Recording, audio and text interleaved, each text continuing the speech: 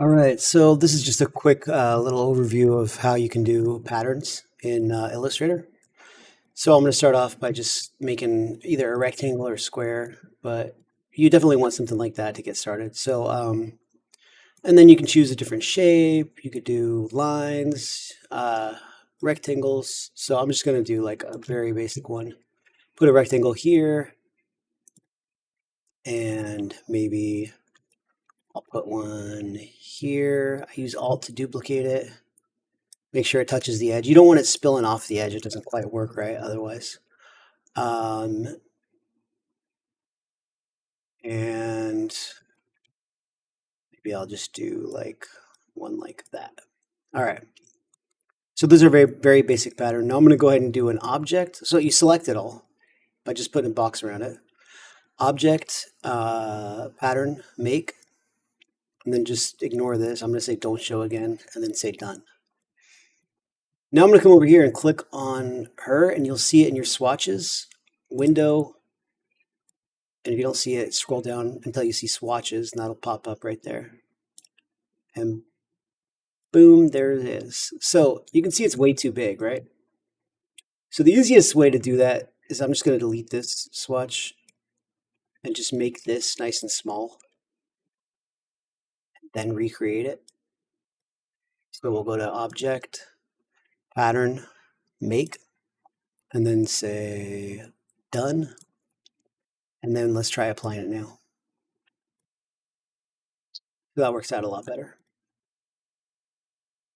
And then I can take this part right here and this part right here and make those like a dark blue. So it kind of matches. Maybe I'll even double click here and go a little bit darker. Okay. Now, another thing you can do when you're creating your pattern. So let me just create one more.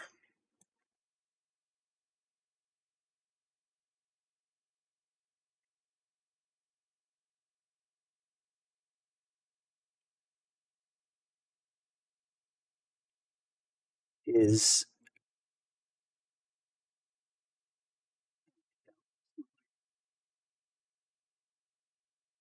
So let's say that you do create your pattern and it's too big. What is another way you can fix that? So I'm going to go to pattern, make, done. I'm going to click on this guy's pants. Oh, he's grouped, so you might have to ungroup him. Click on that. And then what I can do is I can actually scale this. I can make it smaller. So I'm going to go to Window and then Transform, and you'll get this thing. Change it so that it says Transform Pattern Only, and make sure that this link is like that. You don't want it to look like that. It's got to look like it's linked together. Then just scroll over the W and the H and just spin the mouse wheel, and you can actually change the size of your pattern. Now, if you want to rotate your pattern, so let's say, for example, we want to put it here, but we don't want it to look like it's going up and down. So I'll shrink it. Oh, that happened to me earlier, and it just crashed the program. If you go too small, it like does not like that. So you're probably better off just making your pattern smaller. But it looks like I just lost this, so I better close it.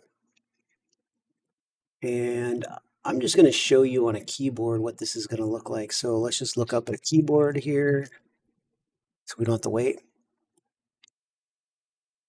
So in order to, here we go.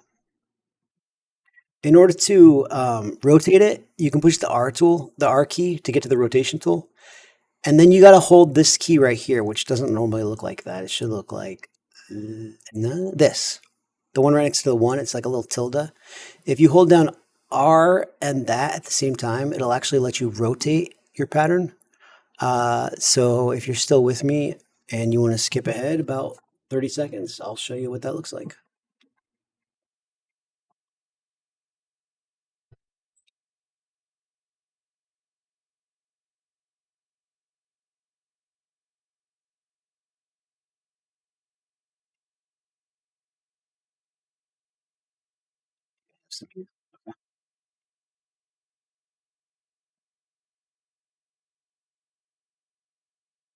So I'm going to click Let's add the pattern back. I think I lost that one, but I'll just find another one.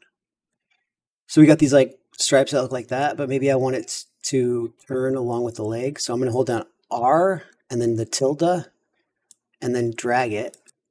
Let's do the same thing over here. First, you have to have it selected. So I'll select it. R tilde drag.